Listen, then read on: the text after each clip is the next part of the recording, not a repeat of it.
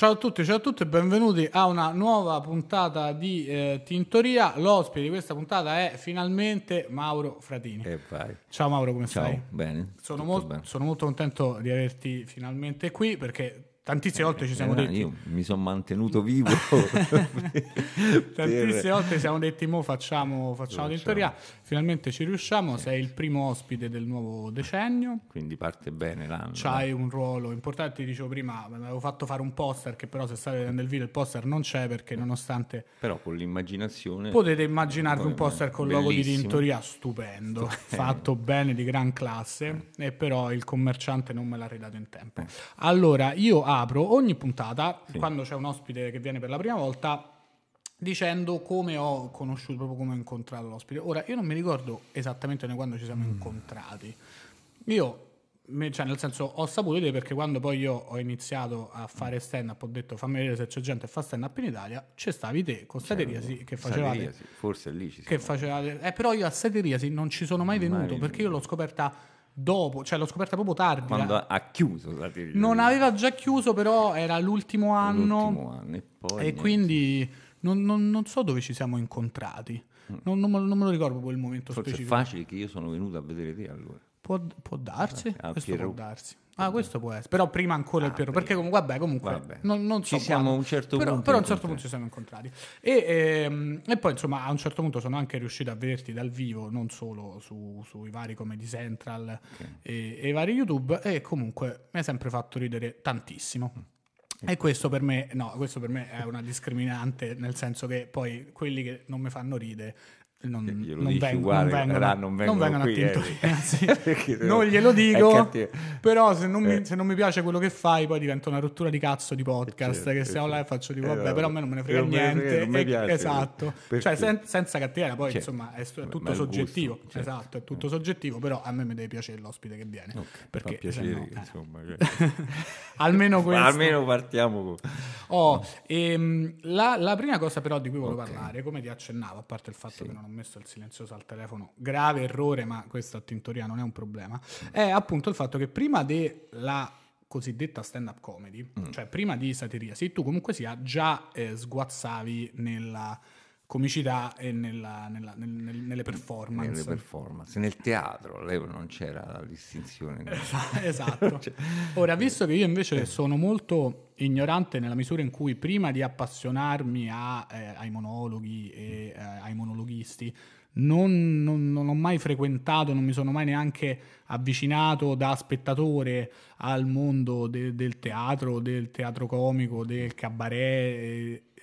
Volevo sapere un po' com'era esibirsi prima di Sateriasi. Allora, per te, per chiaramente. per me più o meno è successo questo, che io venivo dal teatro, quindi però i modelli comici del teatro, perché in quel periodo c'era sia l'alto che il basso, diciamo, quindi i modelli potevano essere un Gabber, poteva essere un Dario Fo, poteva essere Paolo Rossi, che comunque iniziava, a differenza degli altri che già erano, e poi il cabaret più alto era sempre per la mia età era la Smorfia, Troisi, con le trasmissioni di com'era, la Sberla e Non Stop, che lì cambiarono un po', fecero un salto nella comicità prima poi di sbragare il drive-in Sì. e là. Quindi quello era il modello. Nel cinema imperversava Bombola, Alvaro Vitali, quelli lì erano i riferimenti, quindi era difficile mantenere la rotta, però a me, studiando teatro, facendo teatro, piaceva appunto questo modello alto, che era il teatro canzone, quindi suonavo la chitarra, alternavo chitarra e monologo, questo qui era l'inizio. E poi facevo teatro comico per un periodo, ero la coppia con Antonio Rezza. Infatti a questo poi ci voleva arrivare. Come fare nata... coppia con Rezza? Che facevate? Perché poi ecco di te Rezza mi piace molto. Rezza, sì, Antonio è forte. Noi abbiamo fatto la scuola di teatro assieme a un certo punto, oltre che le elementari. Okay. Quindi, allora, a un certo punto, scuola di teatro di Leonardo Bragaglia, Sì, quindi, che salutiamo. che salutiamo anche se è morto, A maggior però a ragione lo maggior ragione. salutiamo. E quindi affrontavamo Goldoni, queste Sì. cose qui, con Antonio Ressa che era un ottimo Brighella e io ero Florindo Amoroso, cioè, quindi già i ruoli erano. A un certo punto abbiamo sentito l'esigenza imperativa di buttarci in una birreria per fare i nostri monologhi e siamo stati espulsi entrambi dalla scuola perché non avevamo chiesto il permesso. Ah, Esatto. regole rigide, quindi Regole non rigide, ci sì. si poteva esibire al di fuori. Non potevi, senza dire al maestro della scuola che andavamo a fare Quei allo monologhi. Schultheiss Sì. i monologhi e quindi lì facevamo monologhi comici. Quindi un cabaret però sempre con una vena di follia surreale di Antonio che già c'era e anche io non scherzavo in quanto a follia e poi ci mettevamo in mezzo gli esercizi di Grotowski quindi facevamo le verticali, le piramidi, Sì. sì, insomma eravamo abbastanza eclettici e pericolosi per il tempo e abbiamo fatto 2 spettacoli e a un certo momento ci arrivò la proposta di andare a drive-in e lì il caso volle che Antonio si alzò e se ne andò quando ci dissero guarda però non dovete più scrivere voi, non dovete più, quindi fu quello. E poi ci dispiace, però abbiamo capito perché noi difendevamo la posizione del tipo di comicità che volevamo fare. Dice, la frase fu: abbiamo capito che purtroppo voi non parlate solo di figa e di pallone. Questa è stata la Questa frase. è stata la frase, cioè loro ci vedevano come un po' un proseguio di Gigi Andrea, diciamo, questo era il loro progetto per noi Sì. e quindi Antonio che non conosce abbastanza mezze misure si è alzato e se n'è andato e ce ne siamo andati tutti quanti. È finita così questa esperienza, poi io sono venuto a Roma per finire gli studi di teatro, metodologia della critica e dello spettacolo, non so. Mica stiamo a parlare di salsicce. Che è stata un po' la fine per un periodo, perché poi dopo è diventato... E lì però, attenzione, lì è importante perché all'epoca di un periodo di grande socialismo in Italia, c'era il professor Marotti, che ha fatto la storia perché era il primo a portare il teatro come materia di insegnamento e che non c'era il DAMS, non c'era... Sì. Ok, quindi il teatro, le videoriprese, facciamo i corsi e soprattutto c'era il corso di drammaturgia di Dario Fo. Ok. E quindi lì è stata la luce. Quindi c'hai avuto Dario Fo come... Io ho avuto Dario Fo come insegnante di... A questo punto salutiamo pure Dario Fo. Salutiamo per Dario Fo correttezza. perché anche lui è andato e quindi lì è stato bello perché lui ci spiegava come si scrive comicità sostanzialmente. E com'era lui come Lui, maestro? Come insegnante adesso? Com'era? Può dire che era forte, era bravo. Vabbè, certo. Però no, entrava, io mi ricordo uscivo col mal di testa certe volte perché cercavo di capire alcuni passaggi e lui non solo lo spiegava ma lo rappresentava quello che voleva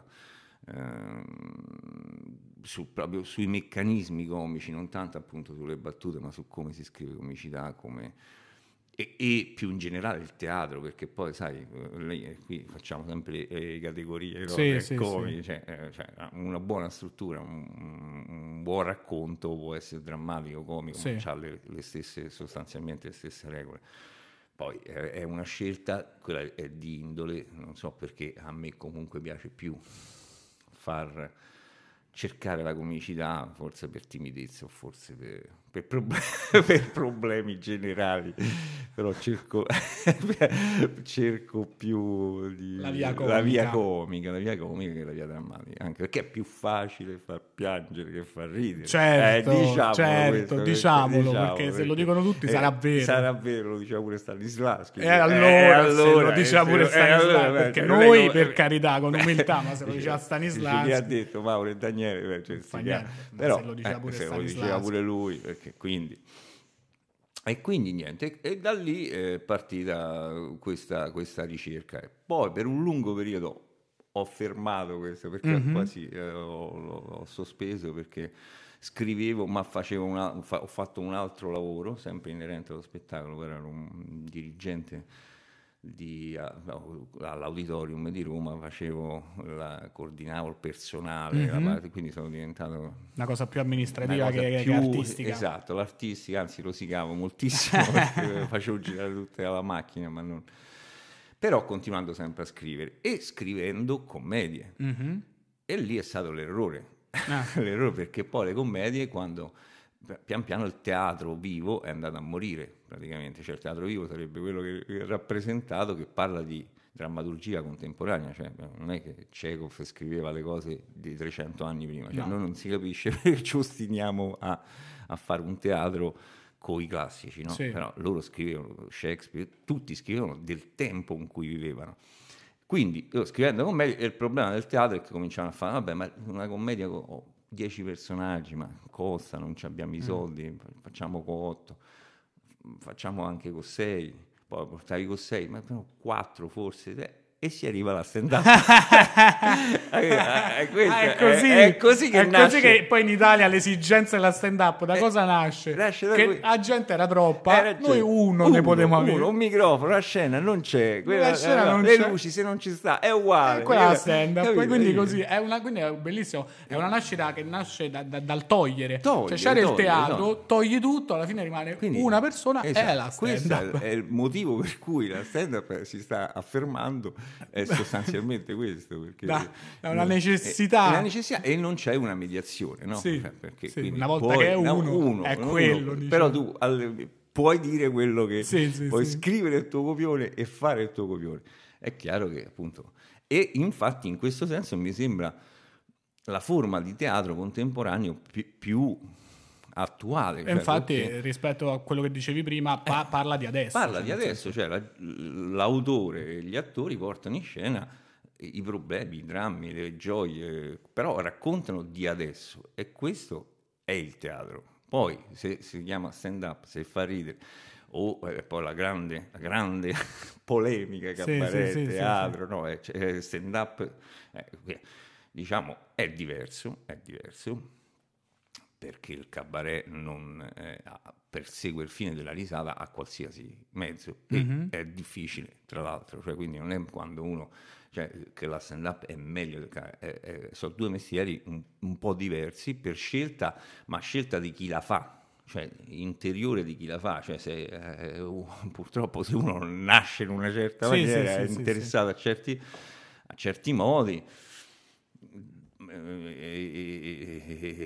naturalmente protende, però fatti bene sono due mestieri entrambi difficili. Infatti non è tanto il fatto che dove stanno i cabarettisti, no, che fanno infatti ridere, i cabarettisti bravi ad avercene, cioè, non è questione che uno dice no perché no, uno c'ha i pregiudizi, dove stanno, capito? Sì, io dico sempre che appunto in questa, per fortuna oramai superatissima cosa, che la stand-up cerca più un punto di vista alternativo, mentre il cabaret si appoggia su punti di vista più condivisi. Condiviso, il luogo luogo comune, quello.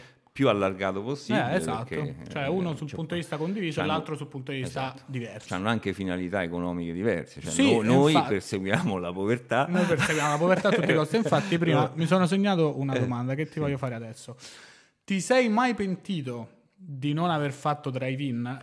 Nel senso che anni erano, e secondo te sei mai fatto i conti in tasca dopo dicendo forse se facevo drive-in? Cioè era un periodo in cui comunque c'erano dei soldi dietro, o è come adesso sai dice rinunciare a fare Colorado? C'è gente che ancora probabilmente hanno fatto carriere televisive, hanno fatto tanti, insomma ancora vivono su quello, hanno vissuto sempre su quello, però ti ripeto, cioè, aveva ragione in un certo senso il produttore: se tu non sei così, se non sei una persona semplice, o che comunque trova gusto nel far ridere con quelle cose là. Esatto, perché cioè poi un po' ti ti devi divertire, quindi noi il concetto era se poi devi fare l'impiegato, avevamo grandi ideali, cioè la società era meno materialista forse, un pochino, e quindi l'ideale era, allora se devo fare l'impiegato, cioè fare qualcosa che non mi piace, perché allora vado a fare qualsiasi altro lavoro. Le poste era l'esempio sempre,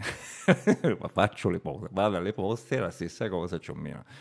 Quindi no, l'idealità, almeno chi fa questo mestiere, se certo cambiava forse, non lo so, però è andata così, anche perché eravamo giovanissimi e quindi in quel momento non c'hai quella mediazione di dire ma forse fammi fare 2 conti. No, infatti, sì, ma pure meno male, cioè nel senso bene, perché secondo così. Me poi è bello ripensarci dopo, una volta che uno ha preso la decisione moralmente giusta, però mi affascina sempre questa cosa qua, perché cioè questa è una scelta che tu hai fatto in un momento storico diverso da adesso, per cui, capito, adesso magari se arriva Colorado qualsiasi cosa e ti dice vuoi fa Colorado, è molto facile per me dire no, perché dici di no, non esattamente alla vita che ti cambia.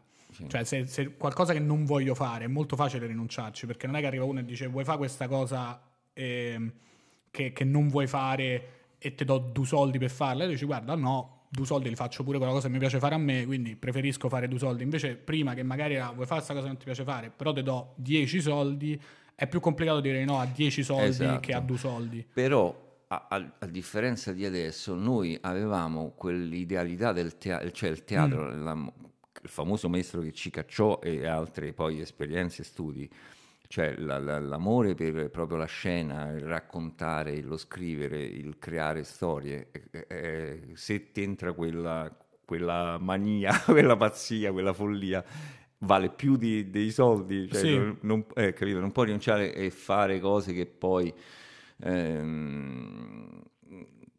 tra l'altro tanti hanno fatto pure carriere e poi cose pure interessanti, ti ripeto, è molto legato al momento. Sì, no, ma poi è sempre un percorso personale, chiaramente, sì, perché non è che non poi c'è hanno mai fatto, giusto e sbagliato. sì,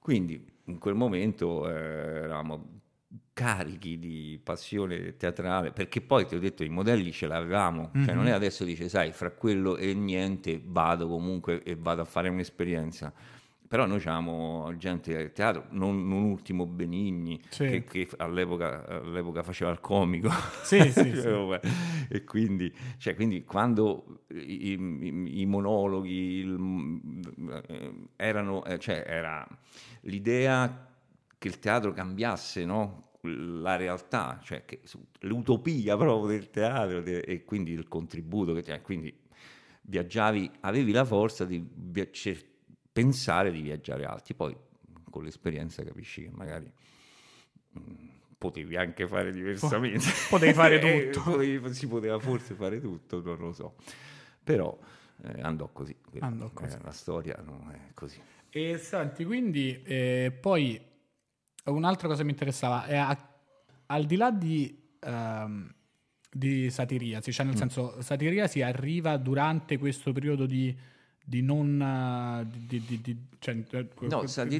amministrativa o arriva dopo? No. Perché a me interessa proprio sapere cioè dove ci si esibiva, cioè nel senso te a un certo punto... No, a un certo punto io, sempre continuando a scrivere, quindi provando ogni anno mentre lavoravo a produrre una commedia, quindi io sono pieno di commedia, facciamo un appello, se vi serve una commedia, siamo pieni di commedie. Da 8-10 personaggi a scendere, ce l'abbiamo tutti.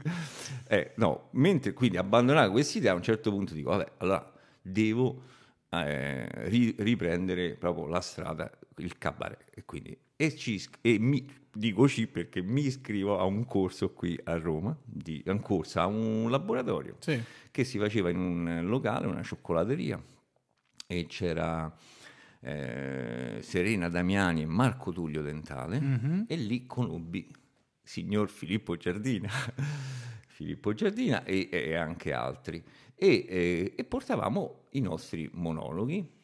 E questi 2 capocomici ci portavano a fare esperienza poi in pizzerie, bar, locali, cioè quindi poi si alza a centri anziani, qualsiasi cosa succedeva, e quindi sperimentavamo questi monologhi così, cioè, questo era i posti dove si fa. Nel frattempo, mentre noi già però cercavamo di scrivere i monologhi, c'era forte il cabaret romano. E lì è carino perché io racconto scene scioccanti. Quello mi piace, mi interesserebbe tantissimo. Cioè, se c'hai delle storie c'avevo belle... delle storie perché mi trovavo poi che pian piano venivo inserito in delle serate a kermesse, quindi con più comici, dove c'erano i comici romani che erano bravissimi nel fare il cabaret, cioè bravissimi nel fare il cabaret consisteva nell'insultare il pubblico, io tutto timidino, letterato, teatrante, filosofico, andavo lì, già c'era all'epoca per il Dow Jones,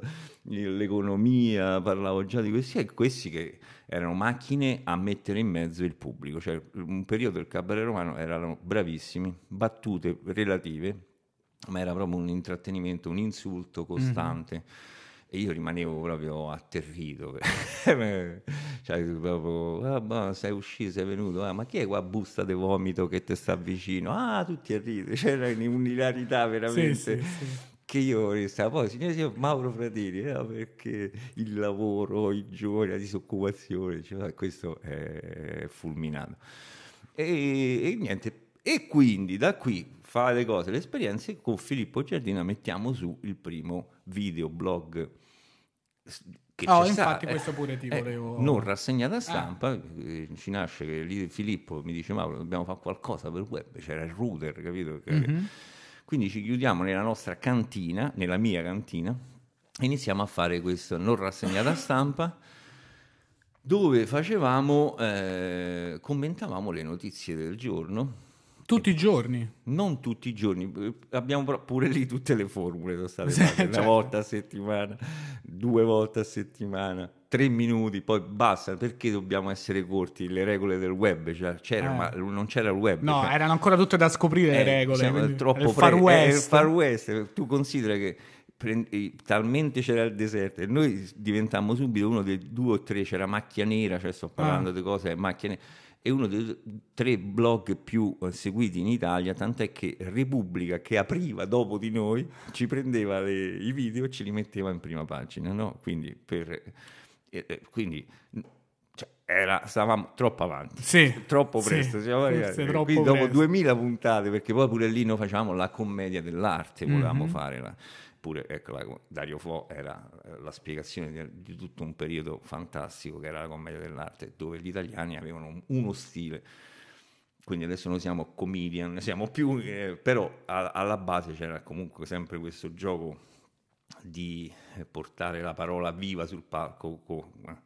E allora iniziamo a fare queste puntate e le facciamo senza tagli. Cioè noi puntavamo la telecamera di seguito, quindi quando duravano mezz'ora, se noi sbagliavamo qualcosa al 28° minuto, ripartivamo da capo, cioè proprio kamikaze, veramente devi fare 2 fogli. E vabbè, dopo stupendo, dopo 2000 Filippo a un certo momento, e poi ci scrivevano, già non erano chat, ma comunque ti scrivevano proprio sul sito, diciamo, le mail, era tutto via mail, non c'era chat, ci scrivevano dall'università di tutto il mondo gli italiani che si informavano tramite noi della realtà, perché erano gli anni di Berlusconi, insomma stavamo messi come adesso, stavamo messi uguale, però insomma era un bel periodo di tensioni. E quindi c'era questo scambio e che culminò nella 24 ore di satira che facemmo con TV Blog, che all'epoca era una TV Blog, una TV web, una tra le prime, penso in Italia, legata con fondi europei, quindi pure lì era una sperimentazione, credo che ancora ci sia. TV Blog, che anzi salutiamo perché è sempre e loro ci produssero, diciamo, insieme alla gente che portava durante la notte cornetti e pizza, sì, assolutamente bellissimo, e facemmo questa 24 ore che era, c'eravamo noi in studio che ripetevamo, rinfrescavamo tutto quello che avevamo fatto con le battute che avevamo tirato fuori da tutte le puntate. dei collegamenti Skype all'epoca, Skype, da questi dell'università dell'Italia. No, certo, di tutto il mondo. Di tutto il mondo che ci seguivano, e poi alla notte stavamo pure giusti con l'orario, e la gente che arrivava. Quindi voi avete fatto Sky TG24, pure là troppo presto. Troppo presto. E infatti a un certo punto Mauro, basta. Anche perché Filippo, Mauro, basta. Immagino proprio i guadagni ingenti. Zero. Esatto. Noi infatti già lì teorizzavamo l'attacco alla ricchezza, nel senso che sposavamo la povertà. Sì. Però appunto a un certo punto Filippo dice basta, qui bisogna... E per un periodo penso lui ha scritto i suoi primi spettacoli, e fino a che a un certo punto, per non...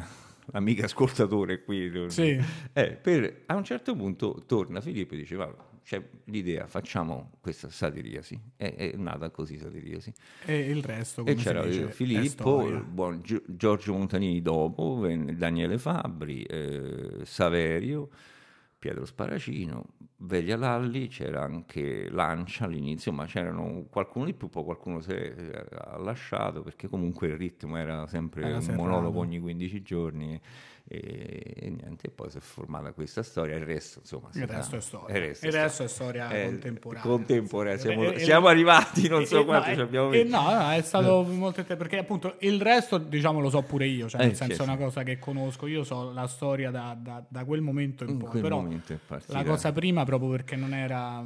Sì, poi vari locali, e per chi inizia i primi spettacoli c'erano veramente 10 spettatori, poi 15, poi 20, amici, cose, e poi siamo arrivati alla sesta, settima edizione. E là poi si interessò Comedy Central, la Guzzanti, era diventato un modo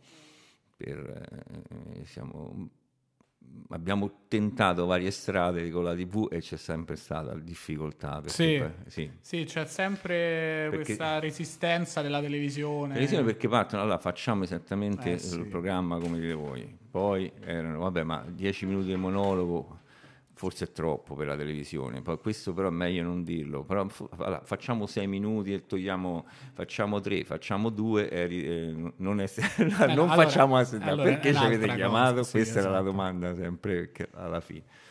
Però insomma adesso speriamo che pian piano poi Comedy Central alla fine è l'unica che un po' ha tenuto fedeltà al loro format. Ci hanno permesso assolutamente di fare tutto quello che il monologo era intero, il monologo andava coi contenuti che volevi, andava su Comedy Central, che all'epoca non poteva tra l'altro condividere sui social, cosa che invece fa adesso, e quindi la diffusione restava legata a Comedy Central. Diffusione segreta, carbonata, un po', Mazzini, nel senso, perché poi dovevi proprio beccare quel momento su Comedy Central, oppure mai più dovevi fare l'abbonamento Sky, certo, io pure quando poi sono arrivato pure io su Comedy Central un po' di anni dopo, io non mi vedevo assolutamente, io ho mai visto cioè, qualche volta ci riunivamo a casa, non mi ricordo se le prime puntate uno che aveva l'abbonamento, insomma, era un po' difficoltosa la fruizione. Però ecco, sicuramente Comedy Central è la prima rete che ha detto facciamola proprio così com'è. E poi sono esplosi i social. E poi sono arrivati i social e è cambiato tutto. E quindi adesso facciamo fast forward e arriviamo ad adesso, in cui invece la stand-up comedy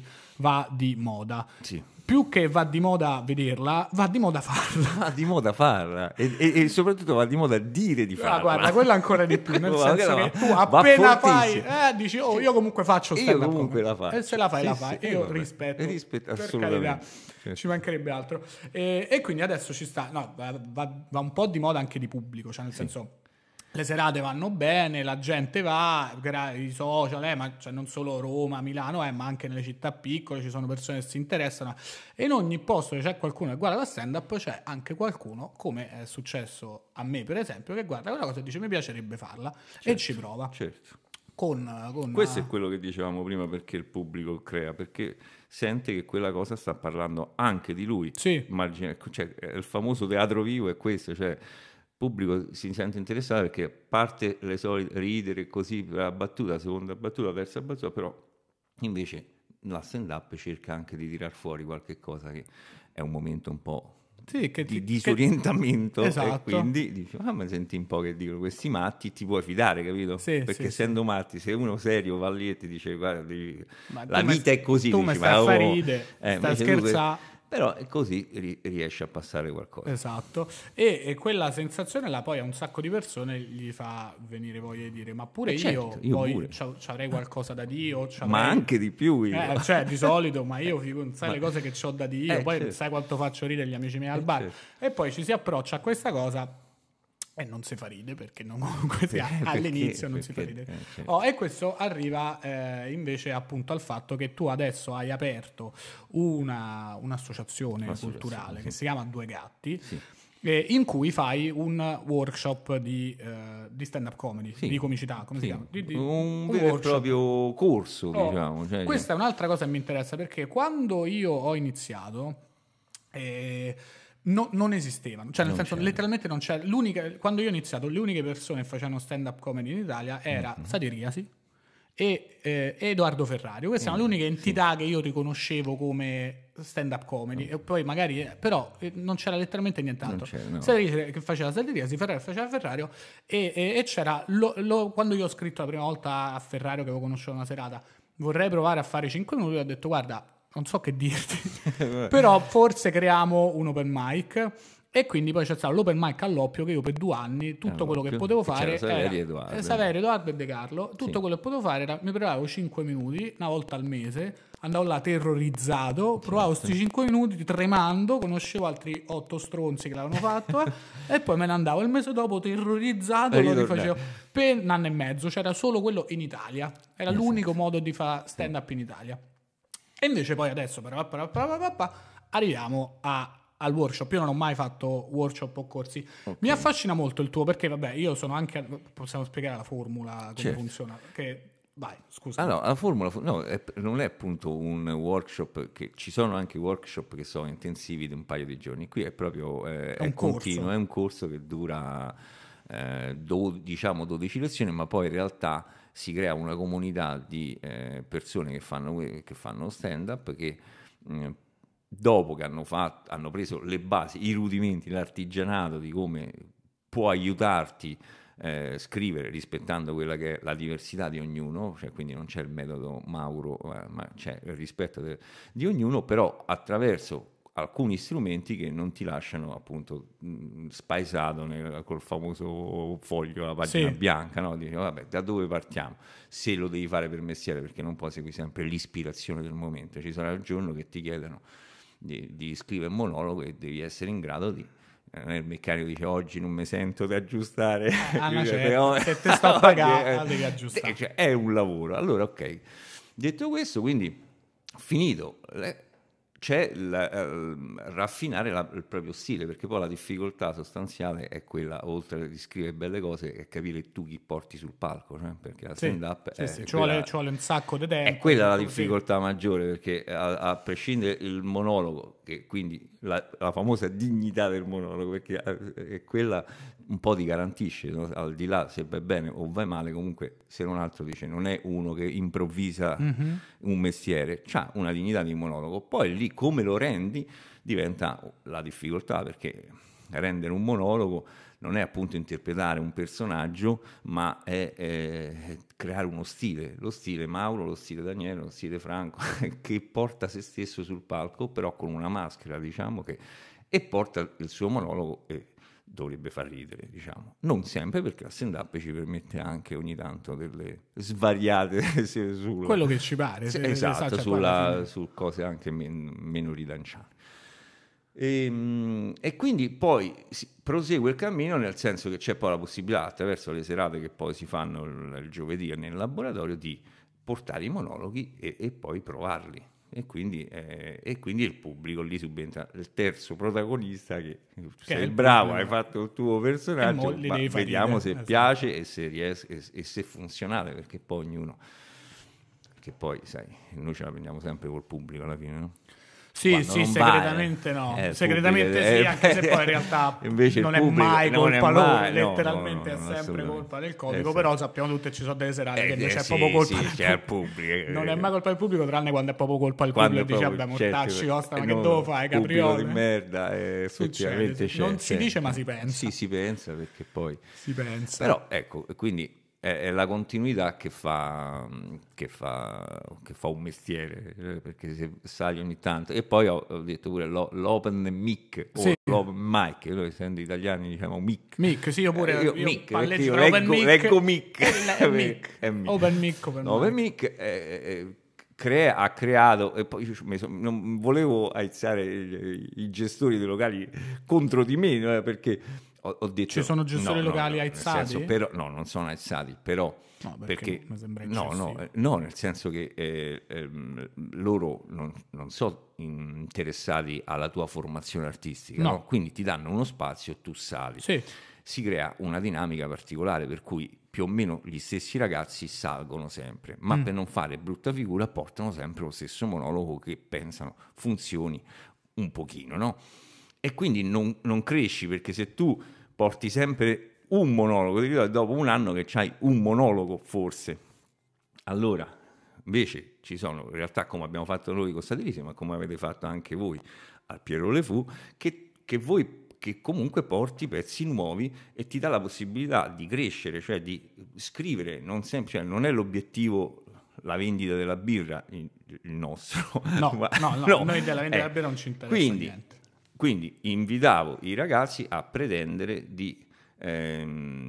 cioè di non badare solo al fatto che la serata debba riuscire, e facendo sempre le stesse cose, ecco, questo, perché giustamente il gestore fa il suo lavoro e deve guadagnare e ti dà uno spazio, Sì. però chi fa questo, chi si affaccia, e visto che sono tanti che si stanno affacciando, pretendere una autonomia, cioè la possibilità anche di sbagliare, di fare una serata dove almeno qualcuno può anche andare male e non per forza stare sempre che devo spaccare stasera, devo vabbè, spaccare. senza fare non sapevo ci fossero addirittura gestori locali No, perché io infastiditi. ho fatto un video che è andato un po' in tutta Italia, sembra che uno critica, perché dico il fatto che si va gratis, no? Dico, ok, sì, pure sì, per portare una pizza ti danno 3 euro. Sì, Allora, che è una grande verità. perché quando racconto il capo comico si andava, anche se si guadagnava 30, si divideva 5, 5, 5 e questi 5 euro sono fondamentali, perché è il senso del guadagno, che qui può essere o 5 euro o 5 milioni, ma i 5 euro significa che tu hai guadagnato qualcosa con quello che hai scritto e con quello che hai rappresentato, no? Quindi è un incentivo fortissimo per andare avanti, per impegnarti, pure se sono 5 euro, però... Sì, hai ragione, sai, non l'avevo mai pensata così la cosa degli open mic, perché di solito, cioè io sono favorevole a far pagare un biglietto. Esatto. Quello sì, e poi sì, c'è però senso che anche si smezzi appunto, il cachet. qualsiasi cosa, Sì, no, è chiaro, sono 20 euro per 8 persone, sta 1,50 euro a te. 5 euro è importante, perché tu stai guadagnando con quello che hai lavoro. fatto. Sì, col lavoro tuo. Sì, hai ragione, su questo sono d'accordo. Che poi tra l'altro succede in tutte le categorie del mondo. Sì, cioè, sì, certo. Non si capisce perché tu artista, che comunque, come dici tu, stavi un mese a preparare un monologo di 5 minuti. Sì. E poi ti metti in gioco perché non devi a manco 3 euro, del motorino. Esatto, questo qui. Questo è vero. Questo è vero, e tra l'altro, vabbè, poi dovrò allora pensare delle cose. Proprio pratiche, pragmatiche delle cose. Solleverò la questione. Ma stavo pensando una cosa. Com'è insegnare? Questo mi interessa, perché poi io sono stato anche un giovedì a fare, cioè ai corsi no, però al famoso giovedì dove si fanno prima le prove e poi ci si esibisce, dove ci si esibisce tutti quanti durante le prove davanti agli altri, ad altri comici, ci si confronta. E tu, secondo me, sei molto bravo anche per forza appunto a non dico imporre, perché non è che pensavo imponessi niente, però quello che fai tu, cioè come fai ridere te, quello non si può insegnare. Cioè tu c'hai un modo di stare sul palco, di fare monologhi molto discorsivo, molto filosofico, molto assurdo, e non è che puoi insegnare a uno a fare quello, anche perché gli metti sopra una croce, perché comunque sia è faticoso, cioè nel senso, lo dico perché io pure ho un modo molto discorsivo, sì, che può essere faticoso soprattutto all'inizio, che te vai là e stai a fare un discorso e magari la gente per i primi 5 minuti non ride, è faticoso, cioè proprio è emotivamente provante, e quella cosa non è che gliela puoi insegnare, non è che ti arriva uno e te gli insegni a fare Mauro Fratini. Quindi come ti trovi a insegnare? Cioè a insegnare una cosa che poi non è che si può proprio insegnare, cioè nel senso, come ti trovi ad accompagnare le persone verso quello che è il loro percorso, che è loro, però appunto a guidare? Allora, io appunto quello che ho detto rispetto la personalità, e cerco di capire le possibilità del ragazzo quali sono, però è lui che poi che deve scoprirle essenzialmente. Quindi si parte dai testi che effettivamente scrivono e vedo che migliorano, perché poi l'inizio, diciamo, del lavoro è quello di formare un linguaggio comune per cui ci si intende quando uno dice vabbè, ma qui è la chiusa, e qui è la premessa, e qui è il blocco, e qui è cioè, quindi un linguaggio, no, comune. Sì, la parte tecnica, cosa che e a quel punto se vedi, cioè, a parte che loro danno tantissimo, perché per entusiasmo, per gioventù, per voglia, quindi è bello stare con loro. E per temi, per esempio, perché è interessante come i temi poi cambiano secondo le generazioni, quello che interessa adesso, anche se poi è difficile rendersi originale, perché la difficoltà è quello di cercare un po' di cavalcalonda. Allora si va a vedere su internet quello che hanno fatto gli altri, le cose, che è la difficoltà è quella, perché poi sei pieno di tutte queste cose invece di fare un lavoro al contrario, di cercare di trovare la tua essenza, perché l'originalità poi di ognuno di questi ragazzi è quello che sono loro. Sì. Non quello che assomigliano a Giorgio o a Mauro. Sì, no, è vero, quello sì, che c'è gente che fa un altro come, e tu dici però questo già lo fa lui, che è lui, quindi tu puoi essere originale quando fai te stesso, perché come te uno ce n'è. Sì. Quella è la prima regola. E poi si lavora sul testo, loro portano i testi e producono altri testi, si correggono i testi e si sale subito. Cioè l'altra cosa poi non è che sai, a scuola di teatro che dopo un anno e mezzo ancora non sei salito sul palco, no, perché si sale subito e si prova. Quindi ognuno ha una sua problematica. C'è chi è bravissimo a scrivere ma sul palco è timido, è chiuso, è bloccato.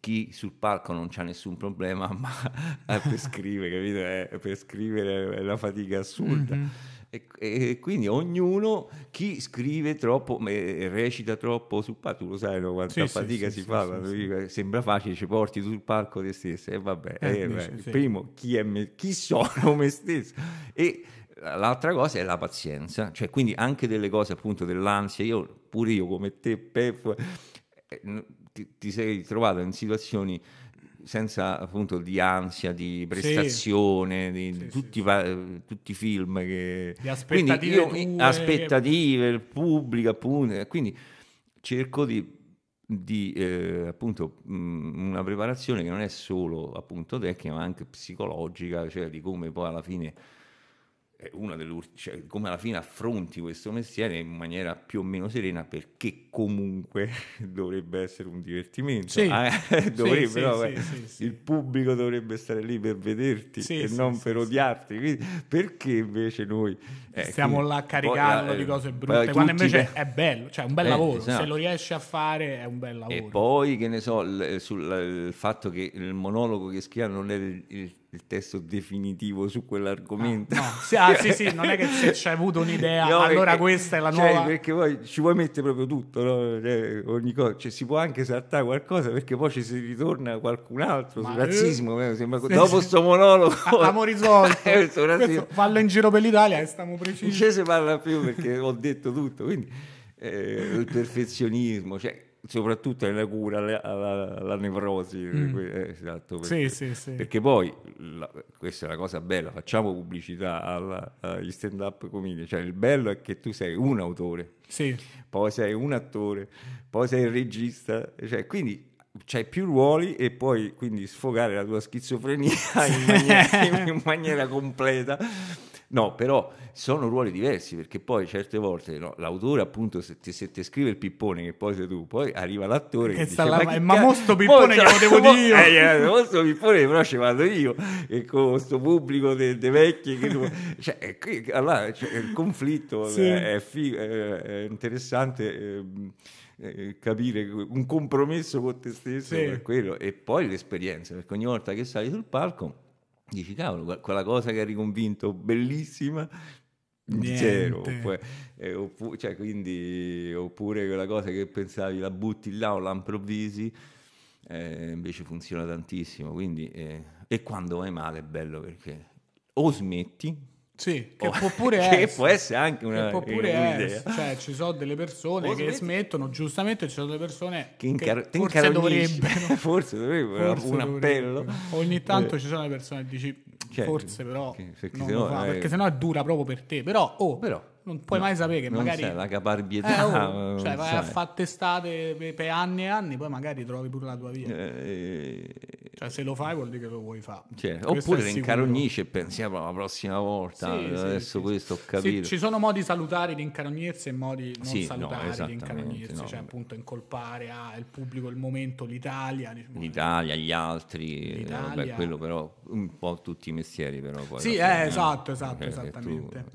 Una cosa non sei capace di farlo, dovresti avere. Ecco, la consapevolezza non è. Però in questo campo forse dovrebbe esserci più consapevolezza, nel senso se non piace alle persone e lo vedi, lo senti. Forse cambia quello che fai, esatto, come lo fai, sì. Senti, una domanda, secondo te, perché appunto avendo un corso e invece io comunque sto organizzando varie serate, perché ci sono così poche donne che vogliono provare a fare stand-up? Perché va tanto di moda, ci stanno le donne, cioè non è che non ce ne stanno, però tra i nuovi che vogliono iniziare a farlo, cioè la proporzione è 1 a 10, una a 15, una pure di più, tantissimo. Sono tutti maschi. E perché secondo, cioè, perché io questo me lo chiedo veramente, perché poi io appunto alle serate faccio gli appelli, se avete un'amica simpatica, pure buffa, pure strana, mannatela da qualche parte, perché da me ci sono 5-6, forse ce ne stavano che girano. Tra l'altro alcune più giovani e alcune meno giovani, ma veramente simpatiche, toste, e quindi vediamo che succede, perché poi pure lì è sempre la scommessa, non lo sai, quello che esce fuori. Però e perché? È una bella domanda. Forse sono meno abituate proprio a mettersi a nudo, in quel senso psicologico, mentre gli uomini tutto sommato poi, anche se si vergognano lo stesso, però forse invece sono più riservate e quindi più delicate, però non so se non vorrei dire luoghi. No, ma io me lo chiedo, perché anch'io pensavo questa, cioè nel senso che comunque sia, diciamo, far ridere è una cosa che è molto ricompensata in generale nella vita se sei un maschio, esatto, cioè nel senso se fai ridere una ragazza può essere che le piaci, mentre gli uomini non danno lo stesso valore alla risata, cioè nel senso, a noi se una ci fa ridere bello, però a livello proprio basilare diamo priorità proprio a livello di impatto ad altre cose, mentre io posso pure una tizia che non conosco che faccio una battuta, la faccio ridere, l'ho fatta ridere, mentre noi guardiamo altro, quindi nel senso c'è meno valore tra uomini e donne che viene dato reciprocamente alla risata. A scuola scemi sempre noi. Esatto, e quindi mi chiedo quanto questa cosa poi non è che mi aspettavo chiaramente. E mo arriviamo a una conclusione che facciamo, appunto il trattato di sociologia. Però che un appello, cioè nella stand-up una donna si può permettere di non essere buffa, cioè può essere un'attrice comica, prima perché le attrici comiche c'erano, però pochi esempi, Monica Vitti, Franca Valeri, Bice Valori, salutiamo. Cioè sempre poi dopo chi ci abbiamo? Marchesini, Litizzetto. No, è vero, è vero, no, ma è perché secondo me ci sono anche vari fattori, pure appunto che in generale la donna nel mondo dell'intrattenimento adesso comunque sono sempre ricerche dei canoni. Facciamo un attacco allo Star System, che la Un donna po', deve deve sempre essere magra, buona, fregna, con le nei tette, le film sono tutte dai, stupide, sì, un po' zocco, e dici, è quello, cioè il quello modello non è incora- cose figa, oppure sei oppure sei brutta. se brutta devi far ridere, Esatto. invece è una donna che esprime, che scrive, può far ridere e basta. e infatti nei paesi anglosassoni ce ne stanno ce ne stanno dei e belle toste, che fanno ridere, dei brutte che fanno sì, ridere. ma è proprio basta quello che per fare una cosa devi essere bello, brutta, esatto. E invece ci siamo qui invece in Italia ci siamo dentro, però questo effettivamente appello non sappiamo perché l'appello l'abbiamo fatto non sia mai... l'abbiamo fatto, questa è una cosa che ci chiediamo sempre, almeno io mi chiedo spessissimo. Senti, questo podcast è anche il podcast della legalizzazione, perché nel senso questo è sempre un segmento. All'inizio volevo fare una cosa che con ogni ospite lanciavo proprio un dialogo sulla possibilità della legalizzazione della marijuana in Italia, perché è una cosa, ci ho scritto pure la tesi di laurea sulla legalizzazione in Colorado. E quindi, però poi adesso la legalizzazione non si parla, anzi si parla di rendere illegale pure il CBD, quindi da quando ho iniziato questa campagna ho portato, anzi c'era il CBD, ma allora poi vede che invece che ha detto Daniele il CBD allora mo gli levamo pure il CBD. E quindi volevo sapere come ti poni tu sulla questione di un'eventuale legalizzazione delle droghe leggere, perché lo chiedo a tutti gli ospiti, e voglio anche l'opinione di Mauro Fradini. Mi sembra assolutamente, a parte la schizofrenia, perché poi c'è la corte che dice 2 piante le può avere. Allora sì, quello adesso facciamo informazioni. 2 piante, siamo 5 in famiglia, sono 10 piante. Cominciamo a specificare. Esatto, cioè non è legale per le piante, solo che questo precedente già c'era stato in realtà, che 2 piante hanno detto vabbè, non ci devi spacciare, non te famo niente, non so se manco poi li hanno sequestrati. Ma 2 piante io, 2 piante nonna, 2 piante mamma. 2 piante nonna che gli stanno bene. Esatto. In casa ce n'è quindi perché però, per noi se solo io, perché discrimini noi? No, esatto, questo però, per farti capire che no, siamo appesi alle piante in Cassazione. In un percorso. Guarda, giusto ieri sera pensavo con un amico che hanno distrutto la coltivazione della canapa, che in Italia era fondamentale, perché ci facevano i vestiti, ci facevano tutto. E forse per introdurre il nylon e la chimica, no? Quindi non lo so, questa per dire... Sì, quella è una cosa di cui non si parla ludico, mai. Cioè, quindi tutto un reparto industriale veramente... Da un punto di vista storicamente, io ho sempre seguito tutte le battaglie dei radicali affinché si capisse che la legalizzazione è l'unico strumento di controllo, esatto. Legalizzazione, infatti. Poi io dico, mi mette paura quando in Italia fanno fatica a differenza tra liberalizzazione esatto, no, infatti in Italia non la puoi liberalizzare, legalizzare. Cioè la possibilità di farne un uso personale, ludico, non ludico, medico, però comunque lasciare i soldi, la gestione economica, cioè il proibizionismo ha sempre fallito. Ha fallito sempre, poi, fallisce fallisce mentre parliamo. Sta qua fallendo. Fuori, in giro per Roma sta a fallire, a tutto spiano. Poi se un fenomeno riguarda milioni di persone, te fa una domanda, tu legislatore, un'intuizione, vogliamo lasciare tutte queste persone, quindi è una volontà forse di lasciare le persone sempre no? Io pure comincio a pensare facilmente attaccabili, perché tu sei bravo, sì, tutto quanto, però ma tu vedi, non sei sbagliato, e quindi allora dici vabbè, se sto sbagliato io magari rompi le palle di meno su un'altra cosa, e questo probabilmente lo fanno, oppure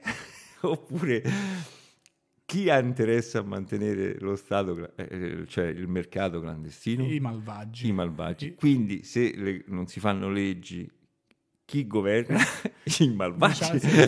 No, quello è chiaro che ci sia, che ci sia letteralmente dei lobbisti della criminalità organizzata in Parlamento che non vogliono che questa cosa succeda. Questo non è che è sicuro, è più sicuro del sole e delle stelle, perché giustamente quelli hanno interessi economici e quindi hanno proprio la persona che sta là a dire no, io non voglio, ma tutto legale, è il lobbismo. Lobbismo nella criminalità organizzata, questo è sicuro, al di là poi dei problemi medici, dal punto di vista economico, se io ho un investimento importante come quello della criminalità organizzata sulla marijuana, è chiaro che poi mi tutelo. Il mercato lo proteggo, esattamente, perché se c'è una cosa che sanno fare loro è il business. Esatto, e poi c'è l'altra la cosa folle cioè il moralismo, no? Cioè, il moralismo. Non è che c'è appunto una pianificazione di un fenomeno, ma è moralmente giù, quindi qualche cittadino si ritiene idoneo per dire che tu moralmente stai facendo una cosa sbagliata, perché poi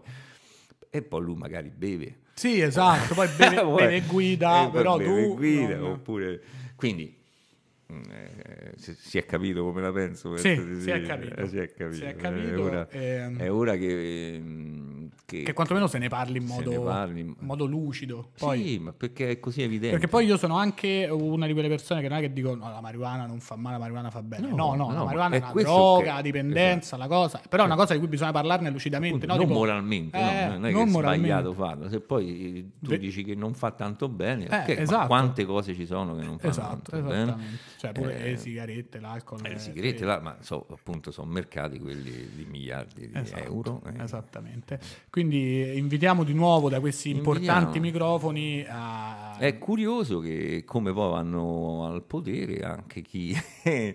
Quello è curioso. Quello è curioso. Beh, ma sai, il famoso potere... No? È difficile, perché non si riesce a... Neanche a creare un dialogo lucido. Essendo appunto un fenomeno che riguarda milioni di persone come altri. Ma poi essendo pure un argomento di cui si parla da 40 anni. Sì, cioè, nel senso che, anzi che anche in un periodo storico in cui letteralmente la stanno legalizzando, financo liberalizzando nei paesi dove si liberalizzano le cose. Sì. Cioè in America è proprio un mercato libero, che secondo me quello è sbagliato, per esempio.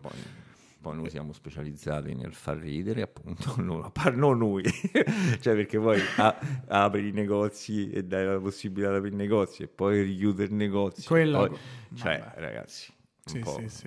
Siate seri. Siate seri. Siamo noi. Siate seri. Ecco, appello ai politici. Siate seri. Non dico bravi, però seri. Si ragiona, no? E si decide. Senti... allora abbiamo fatto 55 minuti e quindi secondo me possiamo parlare di quello che ci pare a questo punto, e anzi questo è il momento in cui ho finito, diciamo, la lista delle domande e mi pare di sì, ma a questo punto, visto che l'ospite ha resistito a 55 minuti di rottura de cazzo, io che sto là, questo adesso se hai il microfono libero, se puoi dire qualcosa, promuovere qualcosa, insultare qualcuno, parlare di qualcosa, fare una riflessione, fare un appello, fare una preghiera, lanciare un urlo, dormire, puoi fare quello che ti pare dal microfono più ambito d'Italia, così è stato definito da non mi ricordo quale degli ultimi ospiti. Ma guarda, che partendo dall'attualità, abbiamo la Libia in fiamme. Abbiamo la Libia in fiamme. Facciamo qualcosa per la Libia. Facciamo qualcosa per la Libia in fiamme e per i koala. L'Australia in fiamme. Diamo i soldi per i koala.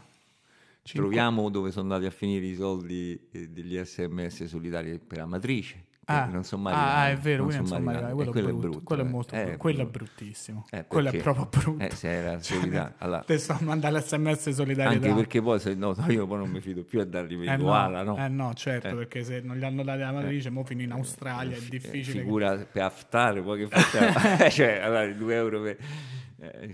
quindi... Perché c'è la guerra in Libia? Ecco, chiediamocelo.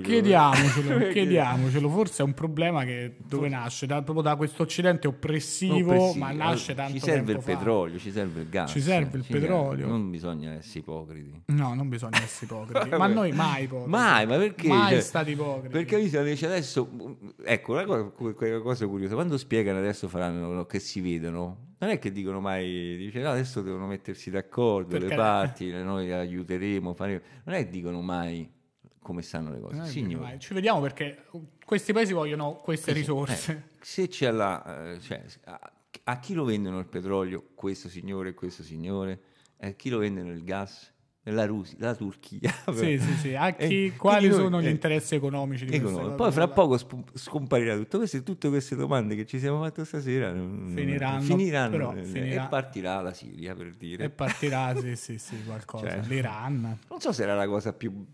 No, posso dire una cosa, però va bene, cioè la riflessione libera a fine di teoria... quello... che un po' usano lo stesso metodo che per la legalizzazione, sempre il metodo ipocrita. Sì. Il potere dovrebbe trattare i cittadini da persone adulte. Signori, volete andare in macchina? A parte non volete andare in macchina? No, perché magari c'è la polvere sottile. Sì. C'è la polvere sottile e quindi non si va in macchina. Però quando potrete andare in macchina che piove? Poi scusa, ma la pioggia... se arriva la pioggia, poi ce la beviamo queste polveri sottili? Ma certo che ce ne beviamo a fare. Quindi perché respirata no? Rovinati. E bevuta non lo so, non te lo le so polveri dire. sottili, ma perché poi l'acqua la filtri. La filtri, il cloro. Coi filtri chimici di Roma, poi che saranno sicuramente figurati. Bisogna spruzzare un po' prova. di cloro in cielo, un po' di cloro nelle nuvole, e così piove acqua già clorata e te ce lavi pure, ma certo, disinfettata. Quindi vabbè, aspettiamo la pioggia noi. Oramai non piove da che tanto. Poi che la pioggia spegne il fuoco, vedi come? In Australia e in Libia. E si chiude questo cerchio. Perché c'è Dio che pensa a tutto. Meno male che c'è Dio che pensa a tutto. Questo forse è la preghiera. La preghiera. Guarda, si è chiuso con una preghiera. La prima volta è una preghiera. Meno male che c'è Dio che pensa a tutto. Il problema nostro qual è? Che poi Dio pensa a tutto in macro periodi storici. Non è che pensa a tutto proprio marzo 2020, non è che ce l'ha proprio settato. Lui c'ha proprio a macro periodi. Quindi poi magari Dio ha pensato a tutto, che l'Australia gli sono sfuggite, brucia tutta. Te che ne sai? L'Euro 6 diesel gli è sfuggito. Esatto, gli è sfuggito dall'occhio. Ma sta Euro 6 diesel ma l'avevo appena fatto uscire. E invece nessuno s'azzardi. Te sei comprata la macchina? Nine. Ma vabbè, perfetto. Per fortuna che però a Roma i mezzi funzionano talmente bene che la macchina non serve. È un lusso extra. Quindi i privilegi di vivere nella capitale d'Italia, dove tutto funziona alla grande. Sì, è capito. Queste sono soddisfazioni. Ma perché non è per tutti questa città, è per chi se la merita. No, poi questa capacità di gestione totale del paese è appunto è fondata su questa lucidità politica. Sì. È tanto tempo che c'era bisogno di questa lucidità. E si cominciano a vedere i risultati. I risultati si cominciano a vedere. Cioè, è un paese che sta andando veramente bene, ecco. Sì.